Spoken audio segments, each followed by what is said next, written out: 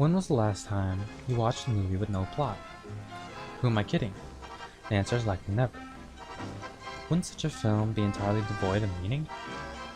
Well, do movies with plots even have meaning? My point is, the themes films tend to put forward are hardly ever explicitly stated. Since that's the case, then couldn't a plotless film also be full of nuance? To answer the question, we'll explore how much meaning we can pick up through raw cinema, even when there's hardly anything to be said and no narrative to make sense of. To do this, we will be looking at a film that is notorious for its intrinsic ambiguity and rejection of typical narrative norms, un chien andalou, or as I will call it, an Andalusian dog. An Andalusian Dog is a silent short film made in 1929, directed, written, and produced by Louis Buñuel, and co-written by famous surrealist painter Salvador Dali, which would go on to become a seminal piece of the surrealist movement. Two dreams from the duo have built a loose foundation for the film: Buñuel's dream of slicing an eye, and Dali's ant-covered hands. From there, they have made an effort not to incorporate any image or idea for which the viewer could come up with any rational, psychological, or cultural explanation. This explicit effort, supplemented by the lack of narrative and non-linear timeline, is what makes the film elicit a dream-like feeling, which reflects on the expression of the unconscious commonly seen in surrealist works. For me, the parallels to dreams is what I find so attractive to this film, and I feel it leaves a lot to be interpreted. However, many critics tend to dismiss it with the claim that any effort to dissect it is futile. Though I am sympathetic to this perspective, I find these dismissals to be an unsatisfactory final conclusion, especially when the unconscious is deliberately being brought forward by conscious minds. Despite this portrayal of the unconscious lacking any narrative or even dialogue, its voice through film is one of a kind, and deserves listening to. Everything I state will be just one interpretation out of many. Don't take my word as final, and discussions are always open in the comments.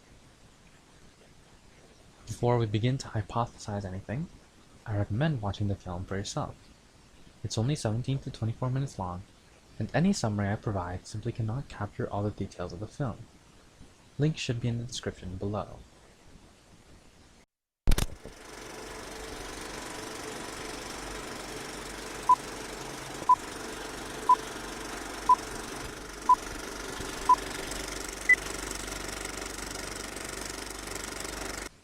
The film starts off with a character, played by Louis Buñuel himself, famously slicing the eye of a young woman, paralleled by a shot of a cloud dissecting the moon.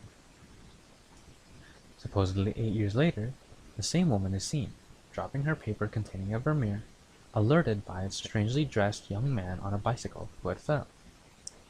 The next scene shows the woman focusing on the clothes the cyclist once wore, only for the young man to appear, staring intently at his hand.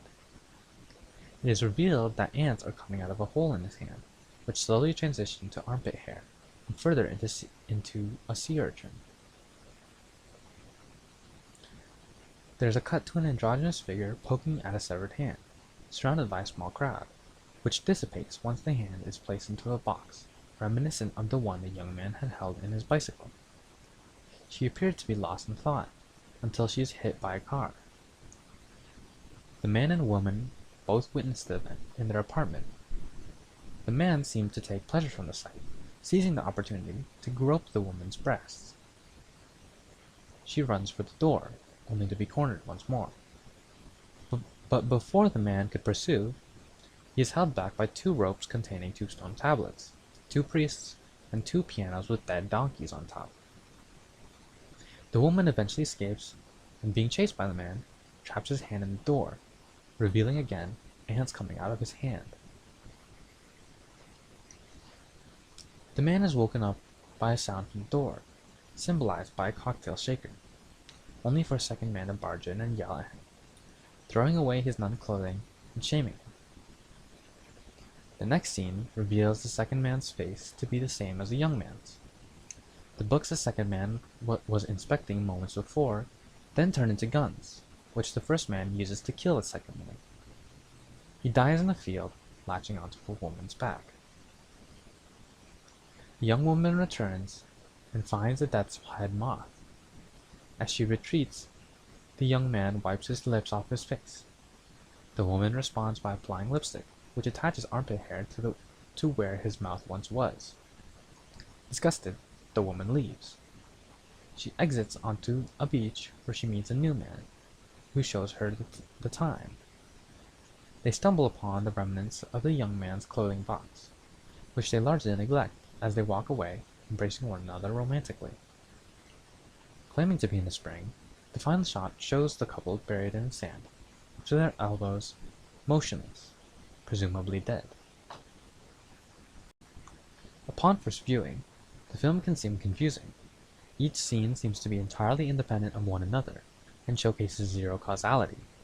However, we can extrapolate meaning by looking at a few scenes, which are seemingly isolated at first, but are more connected once we consider the various symbols through the gender-based psychoanalysis of the time, and how various film techniques, though limited, can help support and emphasize each symbol.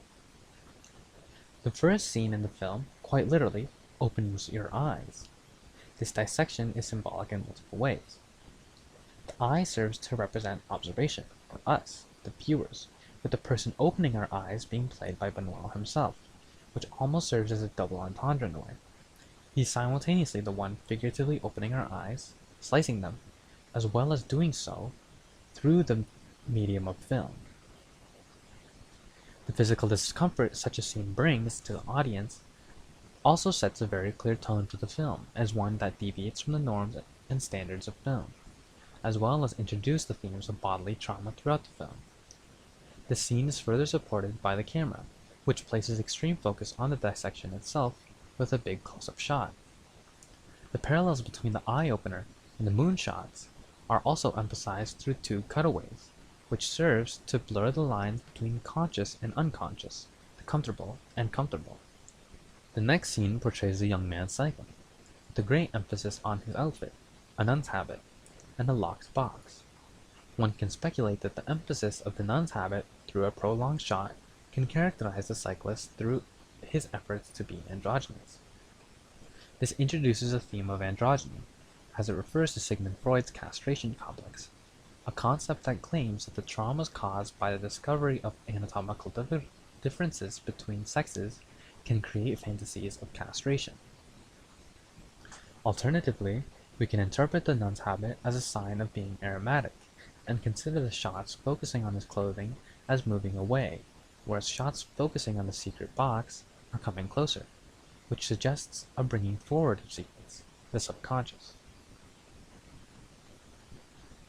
The next scene showcases the first appearance of hands as a common symbol of fetish, which supplements the symbol of androgyny, as fetish was theorized to be the means in which one copes with the discomfort the castration complex brings. With hands being a common symbol of fetish, it is significant for the hand to experience pain and discomfort throughout the film, as it suggests emotional strain. This particular shot contains ants coming out of the palm, with the film creating focus through another big close-up shot. The scene further transitions from the hand to a patch of a woman's armpit hair, and further into a sea urchin, which are symbols which share a dark form. The armpit hair belonging to the woman, but present in both genders, likely further suggests androgyny and the discomfort that comes with castration. Contrasting the scene prior, the brightly dressed androgynous figure poking at the severed hand on the street blurs the lines between sex and shows a sort of exploration or examination of fetish. This exploration of fetish is surrounded by chaos and discontent, likely as a reflection of societal reactions to deviance. This is present throughout the composition and contrast within the scene. The androgynous figure remains calm among chaos, and is of a lighter tone in contrast to the dark figures which surround them. Further supporting this claim, it is the officer and enforcer on behalf of society which places the fetish, symbolized by the hand, back into secrecy, to be literally locked away in a box. Alone, Their embrace of the secret and lack of awareness suggests a loss in this fantasy, a contemplating of castration. However, this fantasy is quickly interrupted by reality, killing the idea of androgyny.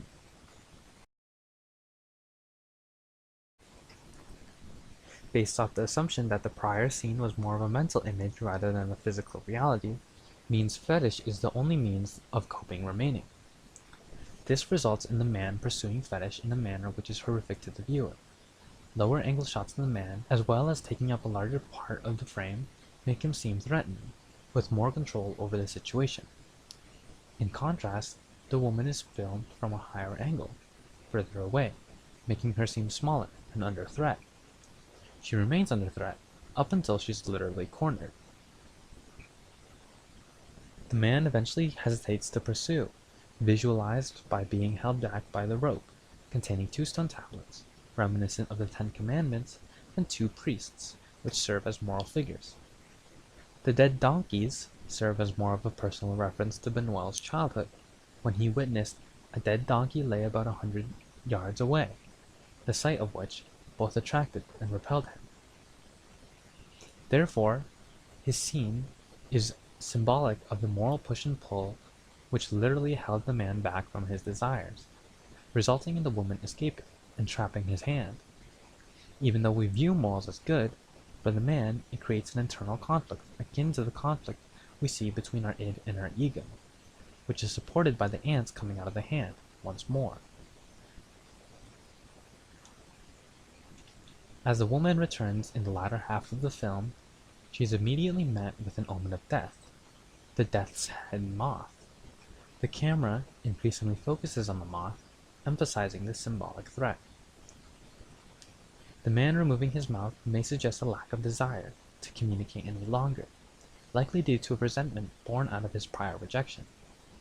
Her application of lipstick may serve as a gesture hoping to reignite communication, only for that attempt to re-emerge as the androgynous symbol of body hair.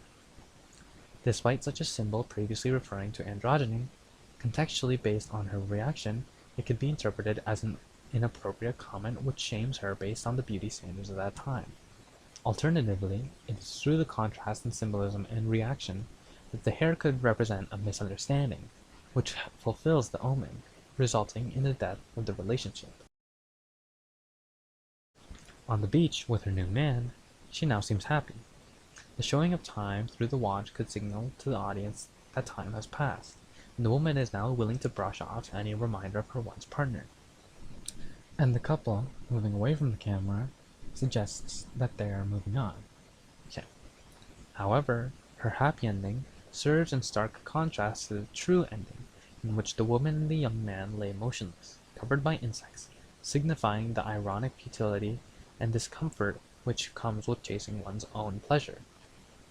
Put together, one can interpret the film as one which portrays the internal conflicts caused by the castration complex, and suggests that it is a horrific, traumatic, and endless endeavor.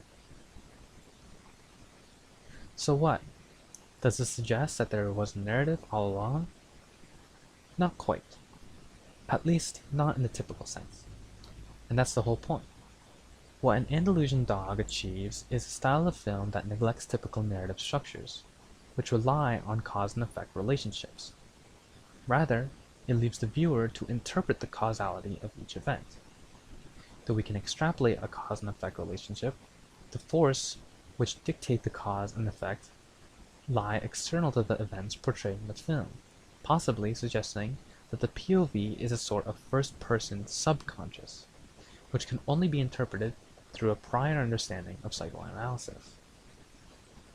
Therefore, this makes the film heavily dependent on symbolism and various film techniques, to aid the viewer in utilizing prior knowledge to make sense of the film.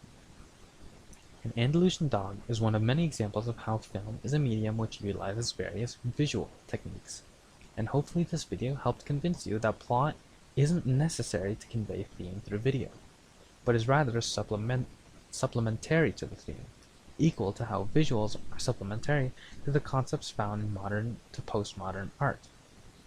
Because truth is, we consume non-narrative art constantly.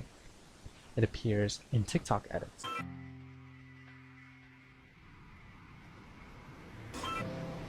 I'm sure we're taller, another dimension.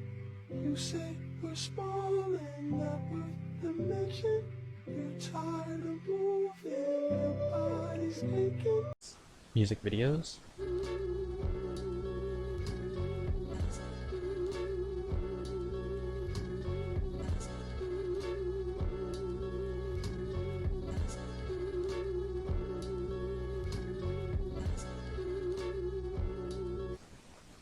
and even SpongeBob episodes.